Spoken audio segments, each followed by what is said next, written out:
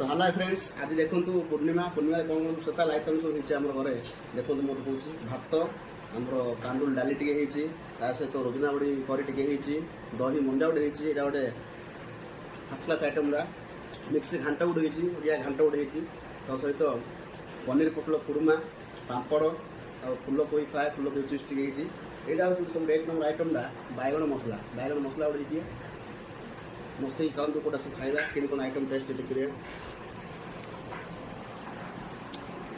तो सहित आमर खाइला कोल्ड ड्रिंक टी अच्छी तो सहित आमर बड़ बिजनेस एक नंबर रसगोला अच्छी पाखापाखि 1.5 किलो अच्छी